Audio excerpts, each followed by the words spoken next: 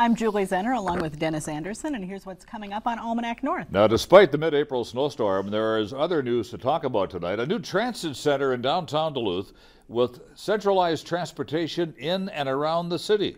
The Empty Bowl fundraiser for the Second Harvest Northern Lakes Food Bank hits a major milestone next week. This will be the 20th year for the popular event. And what was happening 25 years ago this week? Well, it wasn't a major snowstorm, I can tell you that. So hunker down in front of the TV. Almanac North is next.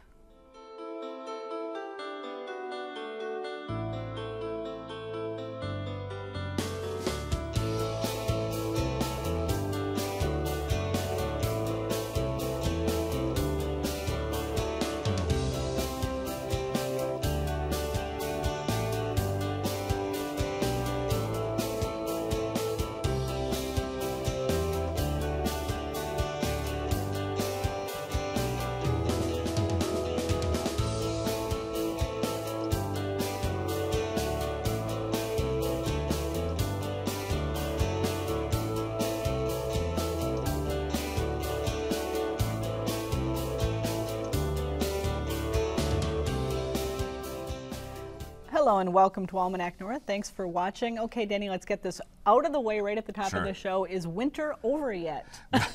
I'm hoping it is. I measured 10 inches of snow on the table on the deck this afternoon. And I know how much you love winter. Well, not this time of year.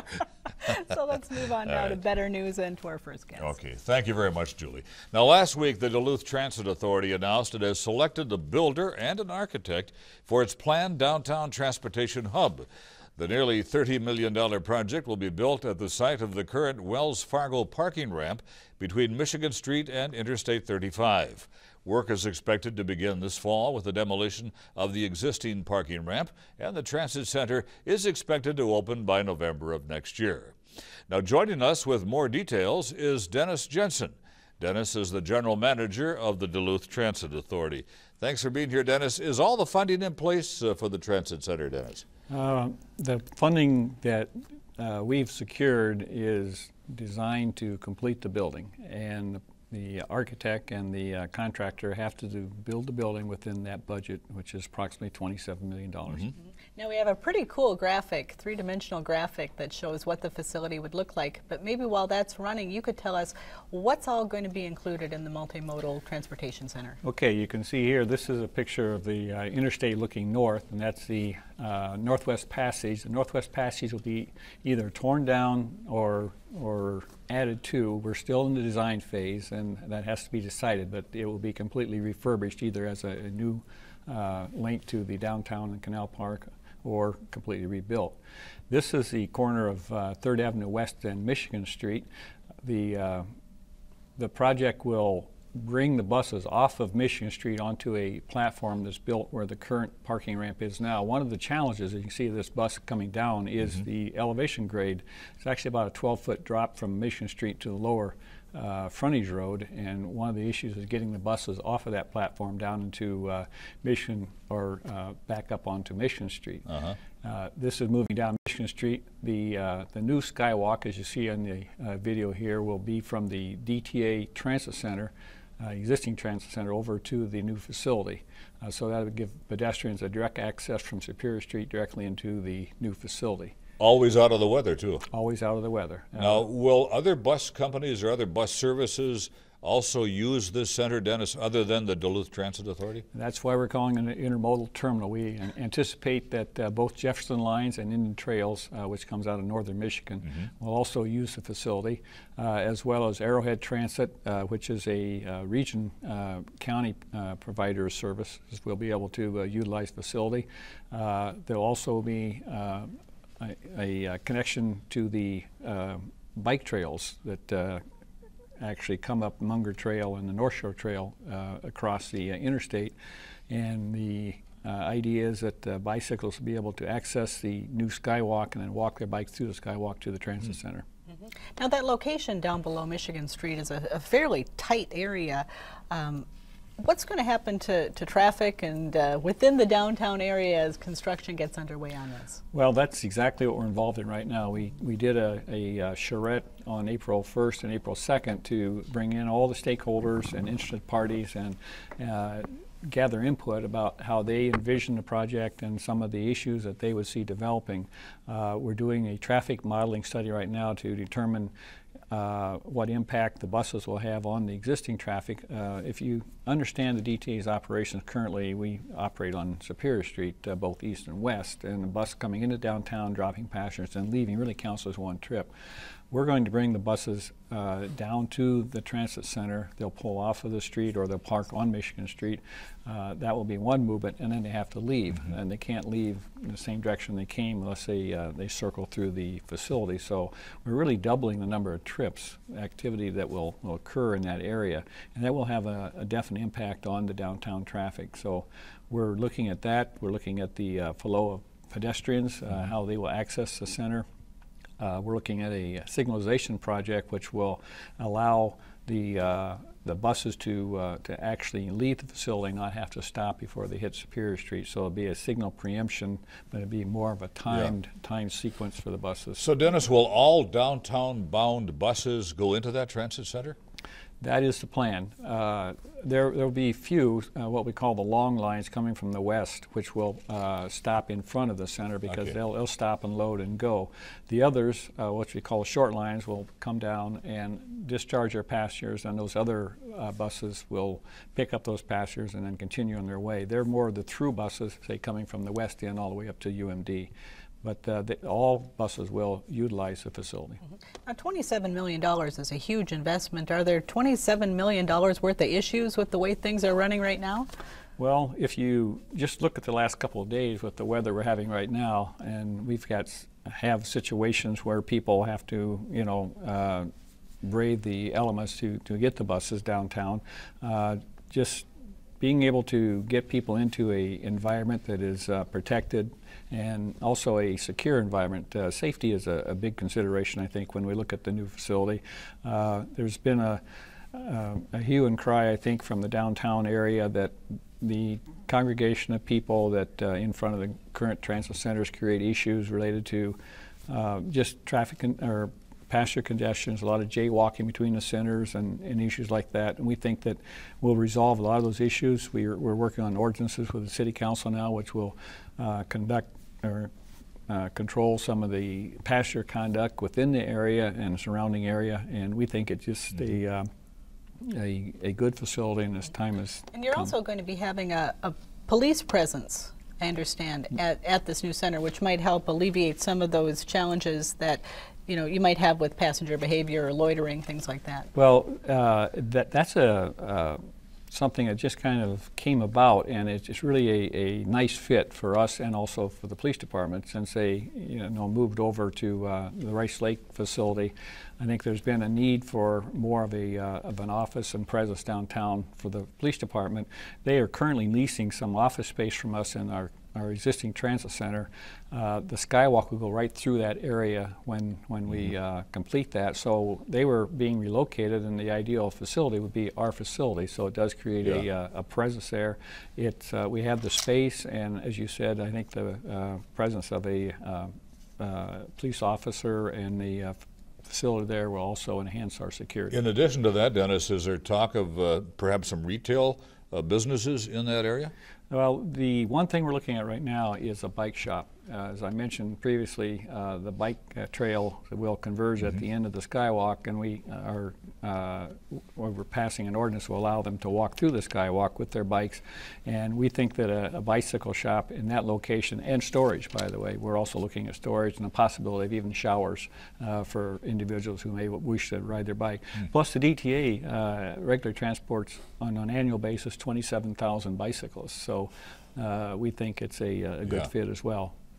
Now the city's been a big partner and promoter of this transportation center. Talk about that link between downtown and Canal Park and the Bayfront area that this is going to help strengthen.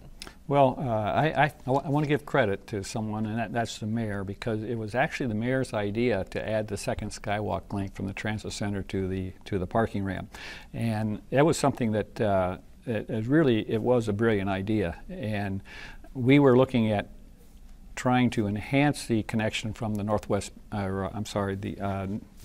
Passage over to the Wells Fargo Bank. I was dating myself. I was going back to Northwest Bank.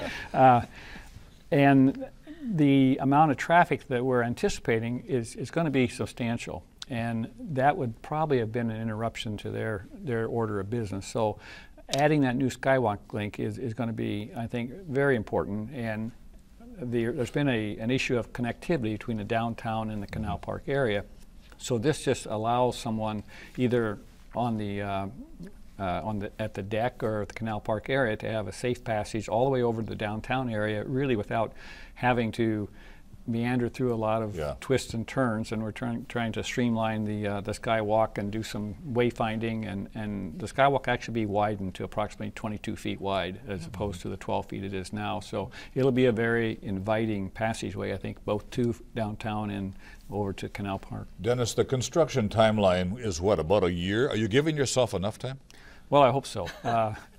We're right now, we're in the preliminary design phase, or the schematic design, and that is the architect is putting together all the thoughts and ideas that everyone has had, and we're having directly input in that, because again, it involves a lot of elements that don't readily come to mind, as bus turning and bus, the radius of how sharp buses can turn, safety issues such as passengers passing between buses, and also the other operators, and also the consideration for bicyclists. So we anticipate that we'll have some design by the end of July, maybe early August, and then the contractor will price that out. Right now, we don't know exactly the final cost. We know it can't exceed $27 million, as I said, but the final cost will be determined by the design, and then once the DTA board approves that, then the construction will actually begin. It'll be a tear down, which will hopefully start late this fall with completion by November of 14. When you first started talking about this project, there were discussions about the rail coming in there too. If the Northern Lights Express comes through, is the design going to leave that open as an opportunity? Well, this project has a long history, and actually this was one of the first options we looked at, and then we changed our options. We looked over at the Fifth Avenue West parking ramp in connection with the rail project. We thought that would be an ideal location for a commuter rail service. Unfortunately, we received half the funding of that project, and that was $16 million. Congressman Oberstar was very instrumental in getting us that funding, and then he lost the election, and there was the back half of that funding, that was a $45 million project. So we were looking at $30 million from the feds, and we received 16. So we kind of retooled and looked back at our original plans, and this was actually the original site that we had looked at, and it fit more within the budget that we had at that time available. But the site is still, as I say, within shouting distance of the railhead. And actually the rail would come a little further beyond the depot. They actually have a rail right away a little further beyond the depot. So in reality, we'd probably be a block or maybe a little less than a block from the terminus. All right, Dennis Jensen, General Manager of the Duluth Transit Authority. Thank you so much. Thank you. Thank you. A lot of information. Thank you.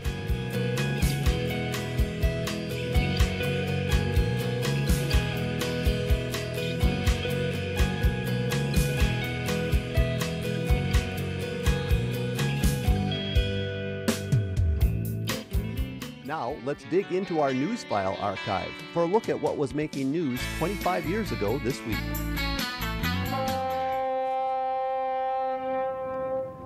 It's official. Summer's here, or at least the start of the Duluth summer tourism season. The first salty of the 1988 Duluth shipping season ushered summer into the Twin Ports today. The Panama registered Johanna Kay passed under the lift bridge at 6:17 and 42 seconds, and that arrival time means the Duluth Convention and Visitors Bureau has a winner in its Win a Dream Trip to Duluth contest. The winner is Jim Herring from Waconia, Minnesota. The ship just passed under the bridge at 6:17:42. Jim's guess was 6:16 and 6 seconds, so he was only a minute and 36 seconds off. Not bad out of 22,000 entries. Jim wins a trip to Duluth for himself and 5 friends during the 4th of July. But he is only one of the thousands of tourists who will be brought to Duluth by the foreign ships traveling in and out of the harbor. And the Convention Visitors Bureau is ready for the summer. A beautiful day, the first ship of the season. We're gearing up for a big tourist season, and with the sign of the first ocean-going vessel, we're real excited about summer. The Johanna Kay will make its way to the PV Grain elevator on Connors Point for a load of grain bound for Europe. Tomorrow, the Duluth Port Authority will present the ship's captain with a plaque honoring him as the first international arrival to the Duluth Harbor. At Canal Park, Joe Frazier, KDLH News.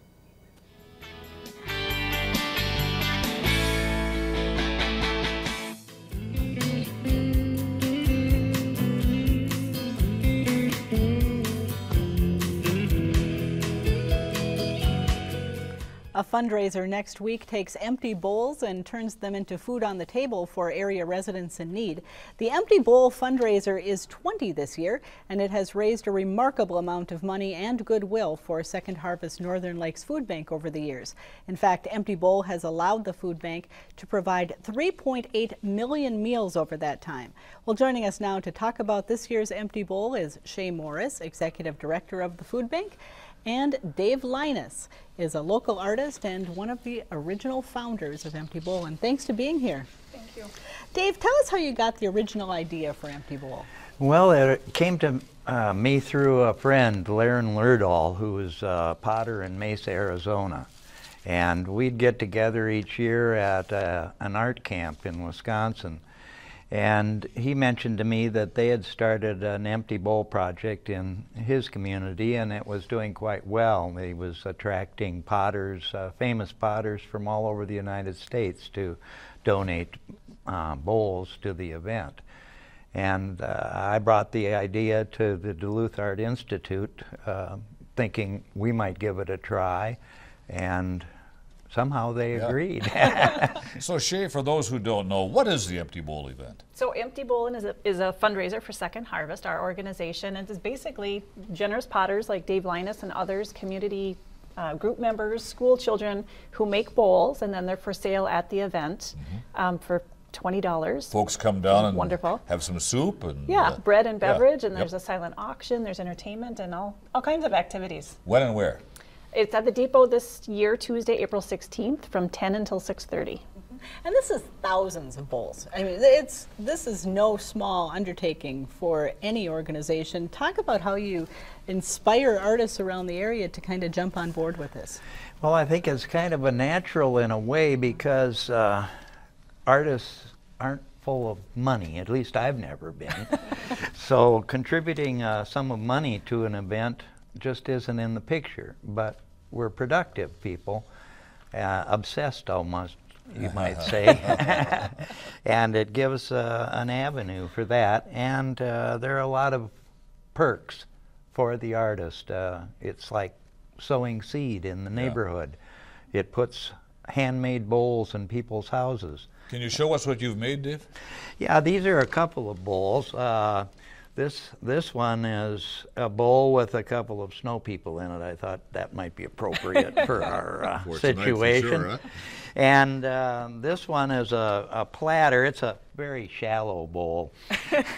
The reason I started to work with these platters for the event was that they're fun to decorate. They're very easy to decorate in the sense that it's like a painting surface, or like painting on saw blades or something like that. Well, they are beautiful. These are real works of art that people can come and collect. And people do. That's what we hear is, there's people that have been to the event all 20 years, and they said, can I donate bowls back because my house is full of them? Really?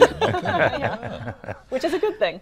Yeah. And it kind of becomes, I've been to it a number of times, and it kind of becomes a treasure hunt where people go down and they're swapping out bowls and trying to, position themselves for a little bit better one, and then wind up walking out with 10, 15 of them. Definitely. And that's really true at the preview night. That's the night prior from 5 to 7, and People really try to come there, and they're picking up 8 bowls at a time in their arms and putting them back down. So Yeah. it is a treasure hunt. Shaye, tell us a little bit about the Second Harvest Food Bank. What is it? How does it operate? So Second Harvest is the region's only food bank, although people often refer to us as a food shelf. And we're really the one organization that rescues nationally and regionally donated food that we turn around and distribute to about 120 nonprofit programs in northeastern Minnesota, There are that many northwestern Wisconsin. There are that many food shelves around. It's food shelves, soup kitchens, shelters, after-school youth programs, programs for seniors. So there's all kinds of different nonprofit programs. And we estimate that we reach about 44,000 people in need each year. Do you see the need changing or the trends changing with who's accessing the area food banks? Definitely, we've seen a large increase in the amount of seniors. I think use at food shelves in our region has quadrupled in the last couple of years, since 2008. Use by children has increased about 40%, so certainly vulnerable populations, we're seeing more. And how important in the general scheme of things is this Empty Bowl fundraiser for your organization? You know, I would call it our signature event. People know us for the Empty Bowl event, and it's significant. It raises, you know, $50,000 to $60,000 every year, and that really has big impact on the work that we do. So do you have shoppers then, yourself, others who go out and buy the foods that come into your organization? It's donated food, so our only cost is transportation, storage, and handling. Wonderful. So we're getting donated food, but we have to get it from the donation source into Duluth and back out again. So it's basically trucks, people, and facilities to handle the food. Dave, the Duluth Art Institute is one of the huge contributors to this. Talk about what life is like in the studio leading up to Empty Bowl. Well, I should be working on my taxes right now, but But artists don't make any money anyway. yeah. It gets pretty wild in the studio. The Art Institute judges whether we can continue to do this each year. It's a big load on the studio. We go through a lot of equipment. It's hard on the kilns and everything because it's our largest event in our studio each year. But it becomes like a big workshop. It's 2 or 3 classes combined in one, and it's very beneficial. It brings in a lot of people to the studio who otherwise wouldn't come. It starts to introduce painters to the idea of working with clay as a medium. As you can see, the painting is definitely part of it in our studio. That's something we sort of specialize in. And as a matter of fact, these are techniques that were developed from the Empty Bowl project. So it's a lot of hubbub, a lot of kilns get fired, and we produce a fair amount of bowls each year. So how many bowls and platters are made for the event each year, do you know? Well, in our studio, we contribute approximately 650 to 1,000 bowls each year. We fire 6 kilns dedicated to it, gas kilns, and the gas kiln produces about 200 bowls at a time. Each firing. So besides that, there are electric kilns also firing for the event, and quite a few loads are fired in the electric kiln, as well as bisquing all the bowls. Sure. So we get a little bowl breath by the end of the project. Can you give us an idea, Dave, as to how many artists are making these bowls? Well, in our studio, I would say there's about 10 that are dedicated to it, that work on it every week, and there are some painters that come. My partner Yanis's family comes in to decorate bowls, and there are community education situations that go on where people can come in the evening to learn to make bowls. So there's a lot of activity there. Now this is the 20th year. Is there anything special going on for it? Well, kind of a surprise to Dave, but we are going to honor 20 great people, individuals and organizations with Empty Bowl. And Dave is one of those that will be honored. So news to him tonight. So if people want to see the cream of the crop, Yes. they go Monday night, right? Right, to the preview event, and that's open to the public. I think there's a misnomer that it's an invitation only, but it's open to the public. Yeah, it started out as a way for the artists involved to see the whole collection at once before the seagulls all descended on it. And gave us an opportunity to try to sell the bowls for a little more. I know in public TV, when they have a fundraiser, why they, charge $150 for a CD or something like that. So, so you could do the same. Yeah, we could probably make more money that way, but it's an honest endeavor to show people that there are potters in the community, and we're working, trying to make livings, trying to make rock soup.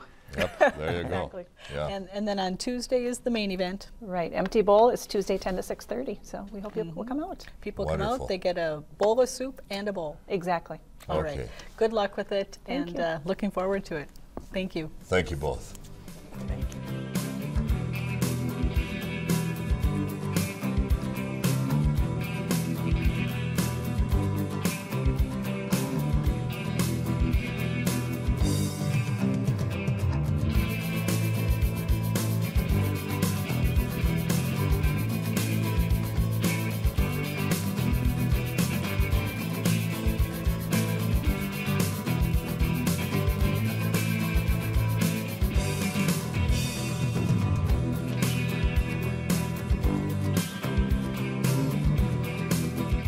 It's time now for a look at the week's top business stories from Business North. During a Tuesday forum at UMD, state regulators faced more criticism than the companies that proposed to mine precious metals in northeastern Minnesota. Speakers representing the Friends of the Boundary Waters and Fond du Lac Band of Chippewa said Minnesota's record for protecting natural resources leaves reason to be concerned.